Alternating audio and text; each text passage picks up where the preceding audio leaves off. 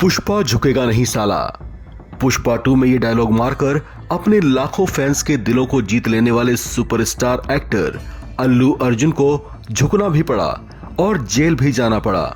ऐसा हुआ उस तेलंगाना राज्य में जो अल्लू अर्जुन का गृह राज्य है और जहां पर हाल फिलहाल कांग्रेस की सरकार शासन में है। मुख्यमंत्री है रेवंत रेड्डी। जिन हालात और जैसी परिस्थितियों में अल्लू अर्जुन को गिरफ्तार किया गया और उनको जेल भेजा गया, उससे उनके लाखों चहीते हर्ट हुए हैं। हालात ऐसे बन गए थे कि एक और जब अल्लू को अरेस्ट कर जेल ले जाया जा रहा था, उस समय जेल के बाहर उनके सैकड़ों प्रशंसक बड़ी संख्या में और वी सपोर्ट अल्लू अर्जुन के स्लोगन्स थामे दिखाई दिए। सोशल मीडिया में भी उनकी गिरफ्तारी का जबरदस्त विरोध देखने को मिला। भगदड़ में जान गंवाने वाली महिला के लिए अल्लू को दोषी बताने की कोशिश किए जाने का भी विरोध हुआ। हालांकि इस पूरी घटना पर अल्लू अर्जुन विनम्रता से पेश आए और उन्होंने अपनी संवेदनाएं भी जताई, लेकिन इन सब के बाद अब राजनीति भी गरमाने लगी है।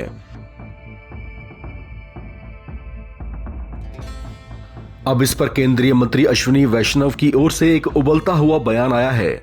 अश्विनी वैष्णव ने इसे लेकर बाकायदा एक ट्वीट कर तेलंगाना में रेवंत रेड्डी के नेतृत्व वाली कांग्रेस सरकार की आलोचना करते हुए कहा कि वे क्रिएटिव इंडस्ट्री का सम्मान नहीं करते। अपने इस ट्वीट में वैष्णव आगे लिखते हैं कि संध्या थिएटर में हुई दुर्घटना राज्य और स्थानीय प्रशासन की खराब व्यवस्था का स्पष्ट मामला था। अब उस दोष को मिटाने के लिए वे इस तरह के प्रचार स्टंट में लिप्त हैं।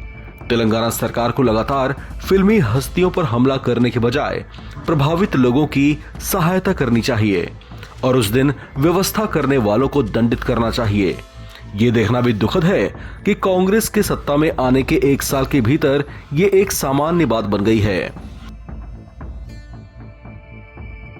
आपको बता दें कि 4 दिसंबर को पुष्पा 2 के प्रीमियर वाले दिन फिल्म के एक्टर अल्लू अर्जुन हैदराबाद के संध्या थिएटर में आए थे।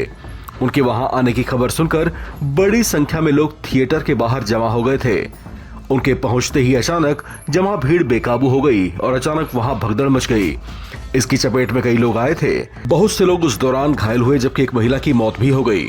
इसके बाद पीड़ित परिवार ने इस मामले में FIR दर्ज करवा दी थी, जिसके बाद पुलिस ने गैर इरादतन हत्या का मामला दर्ज करते हुए अल्लू अर्जुन को अरेस्ट कर लिया था। कोर्ट ने उन्हें 14 दिन की न्यायिक हिरासत में भेजा था, जिसके बाद उन्हें चंचलगुड़ा जेल ले जाया गया था। लेकिन उनके वकील की ओर से दायर अंतरिम याचिका मंजूर होने के बाद उन्हें रिहा कर दिया गया। जेल से बाहर आते ही उन्होंने पीड़ित पक्ष और मृतक महिला को लेकर अपनी संवेदनाएं मीडिया के सामने व्यक्त की थीं। इस खबर में फिलहाल इतना ही। बाकी अपडेट्स के लिए आप बने रहें NBT ऑनलाइन के साथ।